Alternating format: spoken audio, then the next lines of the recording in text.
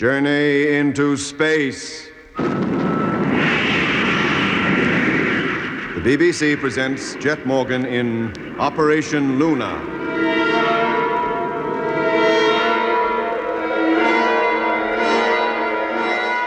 Jet Morgan and his crew left rocket ship Luna, and at the invitation of a mysterious voice that spoke to them over their radios, entered the donut-shaped spaceship that had landed near them.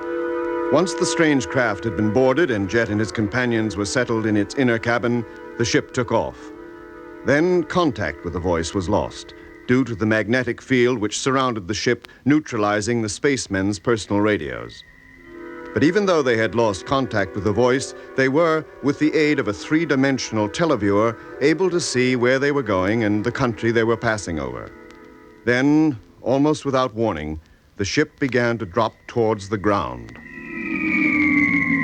Whoa, whoa, whoa! Hey, turn it up. We're falling. We're going down. Well, do they have to be in such a hurry? That sudden drop turned my stomach right over. If we continue to fall at this rate, we'll hit the ground with a heck of a crash. And they've got no respect for their own property? Hold on. What to? The walls are as smooth as glass. The base of the televiewer. Put your arms round it. Bend your knees. I don't have to. There can't be more than a few thousand feet to go. Oh, blimey. They slowed down kind of sudden, didn't they? I'll have no stomach left at all in a minute. We're going to make a gentle landing anyway.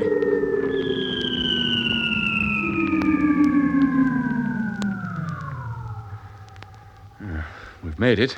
We're down. This must be where we change. Change is right. But for what? We've got to get out first. Or should I say, get let out. I wonder where we are. Well, if we called up that Mr. Mystery, he might tell us. Now that music stopped, the radio should be working. Oh, why don't I keep my big mouth shut? It's the hatch. It's opening. Then come on, what are we waiting for? Let's get out of here. Wait a minute. Don't be in such a hurry. Eh? You can't get out until the outer cabin has been opened, too. Oh. We were trying to call you. I'm sorry. Your radios don't function while the power of our ship is in operation. We found that out for ourselves.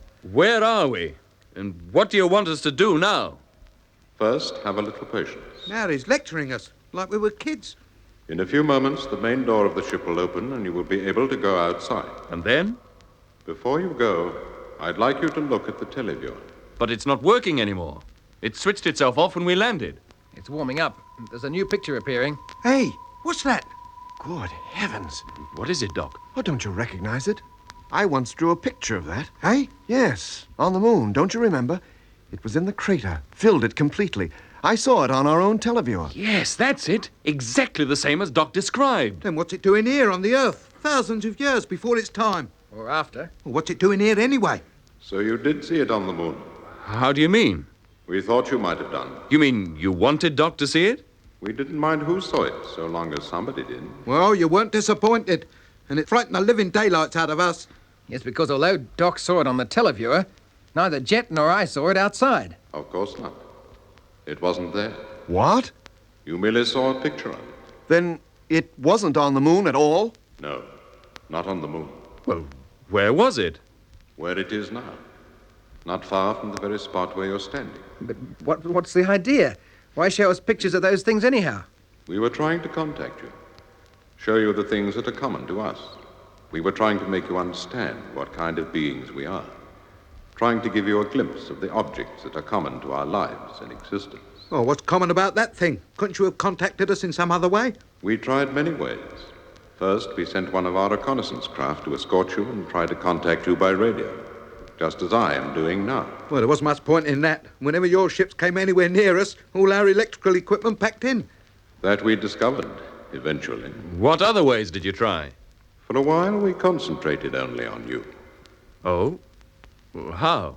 Once we got you away from your ship and your companions, we tried to transport you to where we were. But we failed. You eluded us. Transport me? In what way? In the way we always transport ourselves in space. Through time. You didn't exactly fail. I did move in time. I'll say he did. He disappeared for an hour or more. And during that period, time for me went backwards. I returned to my childhood. I know. At least we know you went somewhere. But not in the direction we intended to take you.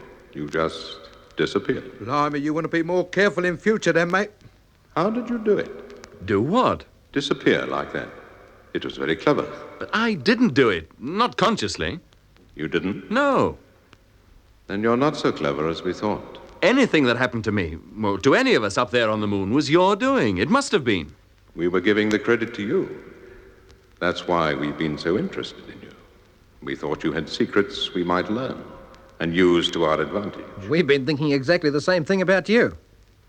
But you do have things we wish to know about. Your ships and the power that drives them. Your apparent ability to travel through time. Those things are mere theories where we come from in the 20th century. You cannot travel through time? No. Well, not wittingly. We haven't the least idea how we got where we are now. All we do know is that your ships and you had something to do with it. Then how do you travel from one part of the universe to another? We don't. We never have. The furthest we ever got was from the Earth to the moon, and we got back again, but with disastrous results. We don't belong here. This is not our world. It's not ours, either. Then what are you doing here? Thousands of years ago, we began to colonize the Earth. Colonize it? Yes, but we don't belong here.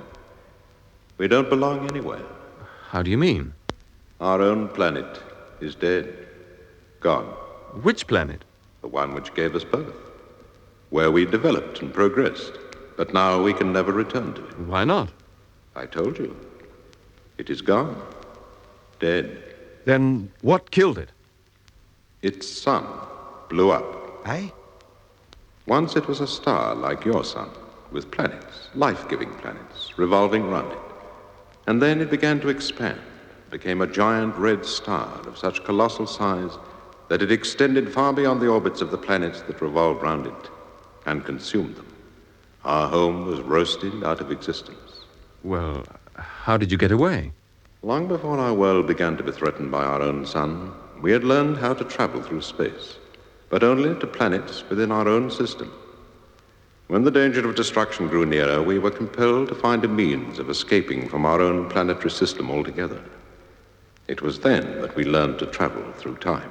But why didn't you travel backwards, back to the time before your sun began to expand? We did. Didn't that solve your problem? How would you like to live yesterday all over again?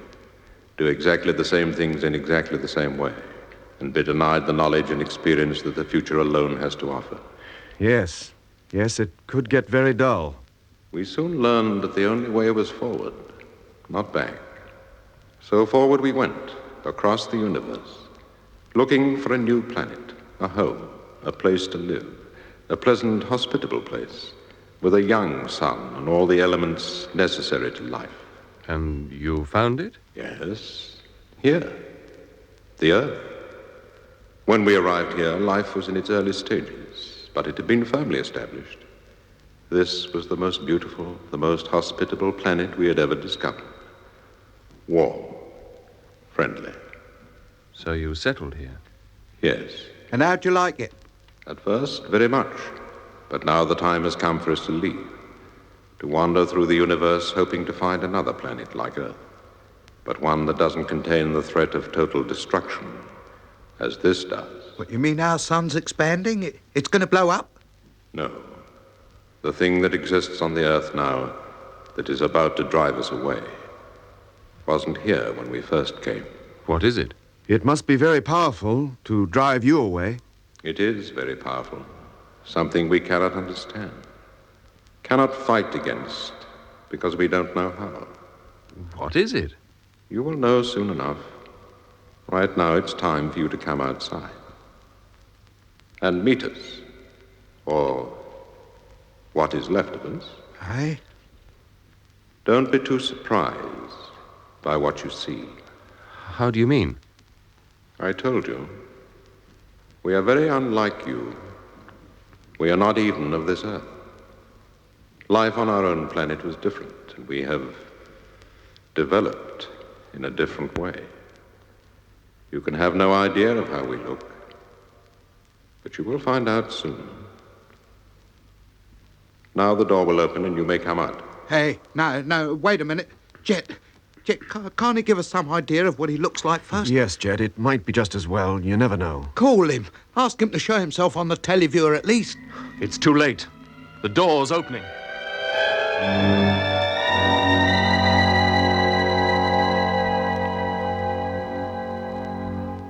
Hello? Hello? He's not answering. Well, why not? There's no music on. He should hear us. Hello, can you hear me? Maybe he doesn't intend to answer. He's probably afraid the sight of him will horrify us so much we won't want to go out. Well, we could at least go as far as the door, then see if we fancy going any further. And if we don't, how are we going to take off again and get back to where we came from? Yeah, Doc's right. Whatever we do, we're at the mercy of the voice and his kind.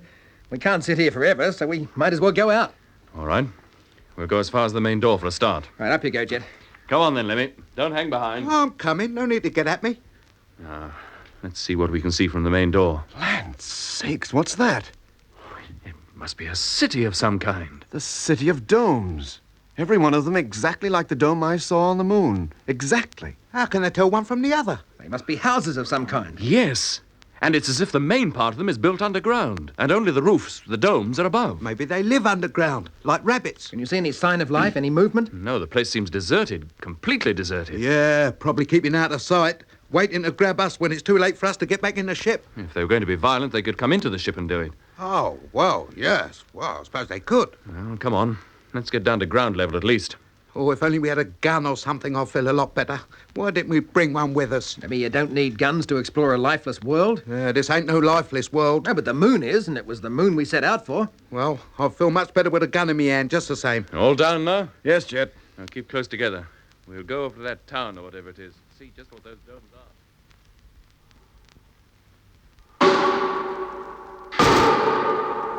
Well, they're solid enough. The walls are, anyway. Don't seem to be any kind of doors in any of them either. Well, there didn't appear to be any kind of door in the ship we just arrived in, but there was one. Beats me how they can conceal all the joints. I'd swear there was no break anywhere in this wall. Well, let's move on to the next dome. See if that's any different.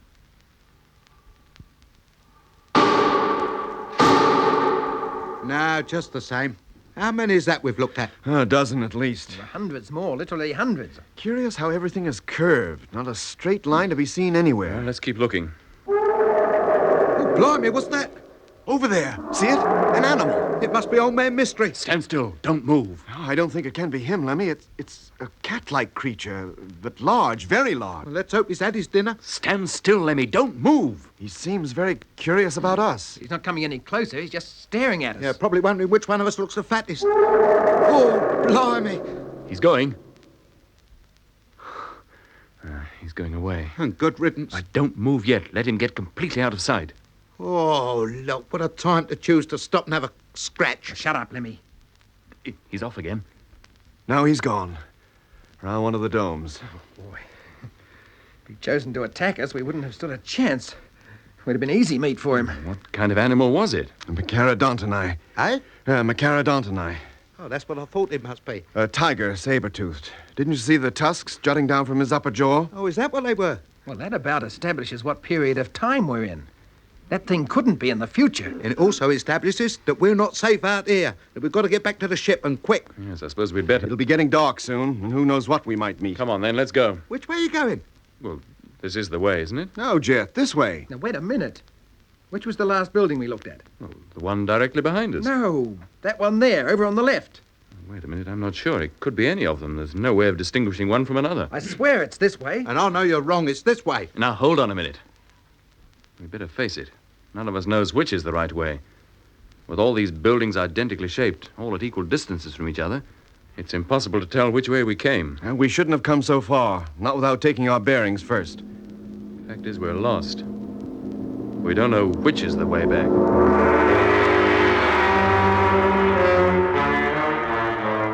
You know, I don't think we're getting anywhere near the outskirts of this place. If anything, we're going deeper into it. Well, there's no point in going on any further. We must stop and think this over. Well, how's that going to help? Look, when we came out of that ship, did any of you notice which way the sun lay? Not me. I was too concerned with what we'd find. I didn't even think of it. No, me neither. So we don't even know at which point of the compass the ship is standing in relation to this city. And we were fools not to notice. Wouldn't be of much use to us anyhow. The sun's about to set. Well, the stars would have guided us. We don't even know which way we want to go. Or maybe if we climbed to the top of one of these domes, we could get high enough to see the ship before it gets too dark. And what do we use for footholds? It'd be like trying to climb a wall of glass. No, climbing's out of the question. Then what are we going to do? Stay out here all night with those them tigers and never knows what walking about and licking their chops? Unless we find a way out of this maze, that's just what we'll have to do. Hello, Luna. Listen, do you hear anything? What? Listen. Hello, Luna. Yeah, it's the voice. But where's it coming from? Seems to be coming from the ground. You mean he's under there? Hello, Luna. Hello. No, it's not. It's coming from Lemmy's helmet. Eh? Lift it to ear level. Listen to it. Yeah. Hello, Luna. Can you hear me? It is him. I must have left my radio switched on or knocked it on by accident. Put your helmets on, all of you. Switch on your radios. Hello, Luna. That's better. I wonder how long he's been calling us. Hello, we can hear you. Why didn't you answer me before? We didn't have our helmets on. Our radios are in them. I see. But we've called you before. You didn't answer us. No, we were too busy watching you, Watching us? Do what? exploring our city. Then it is a city. Yes, does that surprise you? Many forms of life all over the universe live in communities. Yeah, now then, what's the idea of watching us? Just curiosity, an interest in you. See how you would react to what you saw. All we did was get lost. And meet a tiger. Do you know those things are hanging around? Of course. Lots of other animals, too. They often wander through our streets. What, you mean you let them? Why not? They do us no harm, and we certainly do them none. But one normally expects a wild animal to attack you. Attack? Yes, attack. Fly at you. Kill you, maybe. Unless you kill him first. The thought never occurred to me. Well then, how do you protect yourself from such creatures? They never bother us, nor we them. Oh, I see. Here, Chet. They must look more horrible than we thought. Even a saber-toothed tiger's scared to go near them. Quiet, Lemmy. Remember, he can hear every word you say. Have you seen enough of the outside of our city? More than enough. We want to get back to that ship where we feel safe. You are afraid? Well, wouldn't you be in our place? I don't think so. Animals are timid, but you have no reason to be, because unlike the animals, you can reason. Oh, I don't see that follows at all. It's just because I can reason that I know when to be scared. You must be more primitive, more backward than we thought. Yeah, now there's no need to go getting personal. You told us yourself we were in great danger. That's how you persuaded us to come here, to get out of it. To be in danger is not necessarily to be afraid. Well, no, I don't suppose it is. Look, whether we're scared or not, we have no desire to remain here all night. Can you guide us back to the ship? At least we can stay there until morning. If you really wish it, I was about to guide you somewhere else. Where? To me. Oh, is that far? No. Very close. What do you say, Mitch? Shall we go? That's why we left the ship in the first place, isn't it?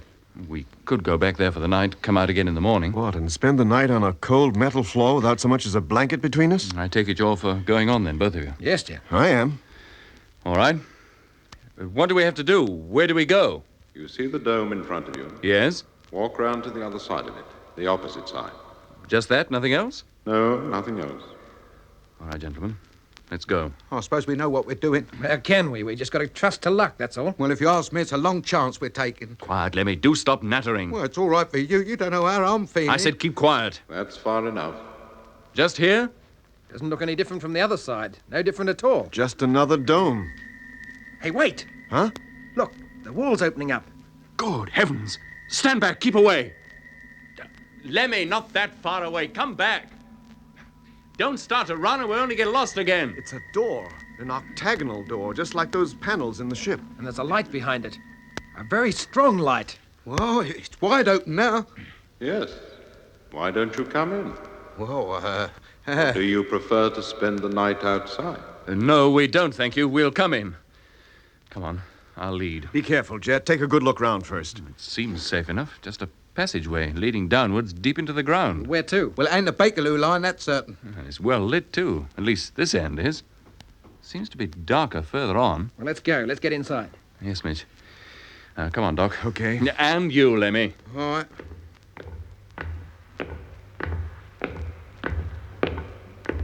Well, nothing's happened to us so far. Hey, listen. What is it, Lemmy? Can't you hear? What? Nothing. Quiet, isn't it? Come on, let's get going.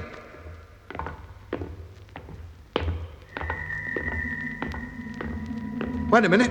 Something's happening. There's that noise. What the... It's all right, Doc. It's the door. It's closing again. Oh, just as well. If that tiger saw it open, he might get ideas about coming in and spending the night with us. Let's keep going.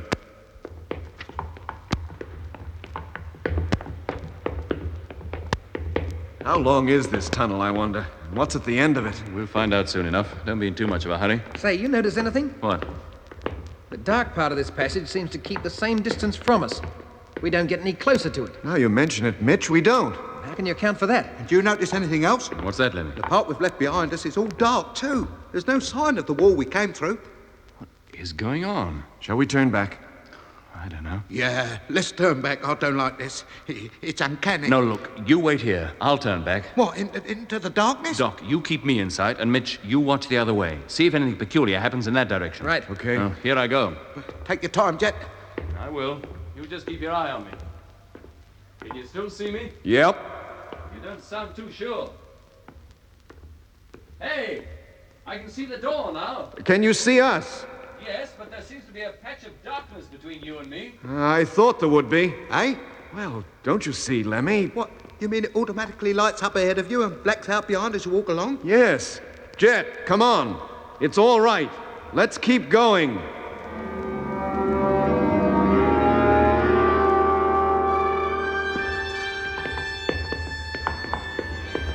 I don't think we're ever going to come to the end of this tunnel. Well, there must be an end to it somewhere. No, it doesn't follow. If it's like everything else in this place, built on a circular pattern, all we'll do is end up where we started. We could even see where we're going, with the light going out behind us and darkness always just ahead. It's uncanny. I'm glad you admit it, at Hey, least. hey, wait. Stop a minute. What is it, Doc? See, directly ahead, a pinpoint of light, a bluish light. Where? I can... There. Oh, yes, I can. Well, what do you suppose that is? I wish I had the faintest idea. It looks just like an eye. Eh? Well, doesn't it? Yeah. Oh, now you mention it, it does. It's as though it's watching us, staring at us. Yeah, Doc, do us a favour. You... Here. That couldn't be the voice, could it? How can an eye be a voice? No, I mean his eye. Only one? Why not? If he's as different from us as he says he is, maybe he's only got one. Maybe that's all he is. Just an eye. How could an eye stay up in the air like that with no support? Hello? Hello, can you hear me? Yes, I can hear you. We're in the tunnel, the air shaft, or whatever it is.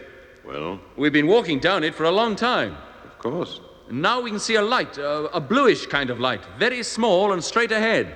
We don't quite know what to make of it. You must keep walking until you reach it, and then pass through it. What do you think we are, mice? We can't get through a hole that size. You are quite a long way from it yet. It will grow as you approach it. Oh, I'll see. Then we'll keep going. And thank you. It's a pleasure. It's more than it is for me. Well, let's get started. If that light is really as big as he says, we've a long way to go before we reach it. Yeah, right.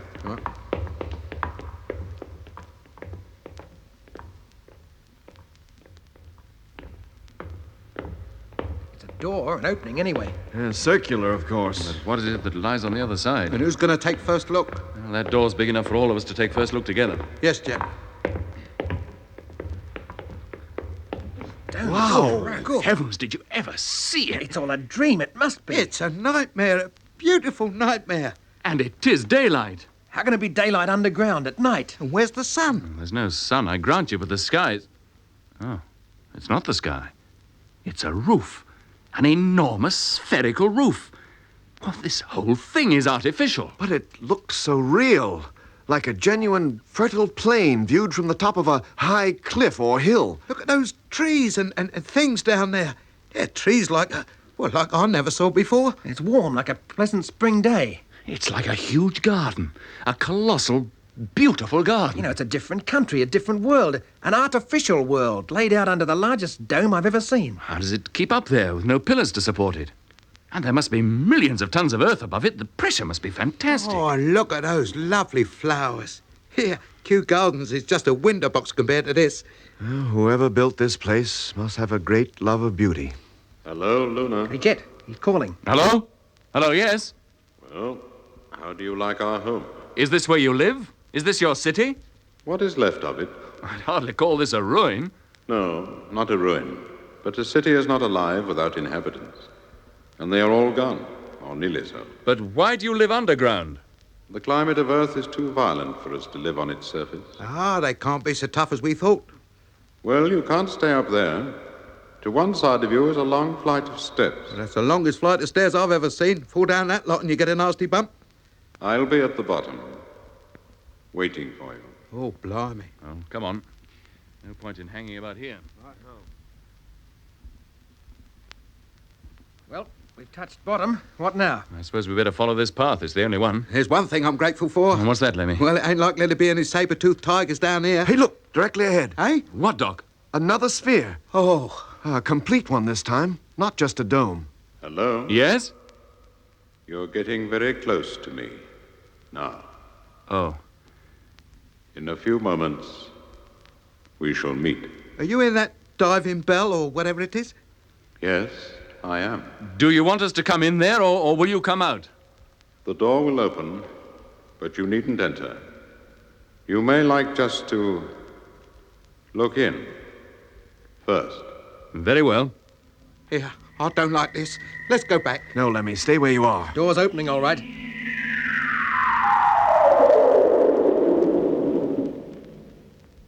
Well, it's open. Can you see anybody? Anything in there? Oh, it's rather dark. Yes, I can. There, see? Oh, no! Land's sake. Oh, no! No, it can't be! Let me get out of here! Lemmy, come back! Come back!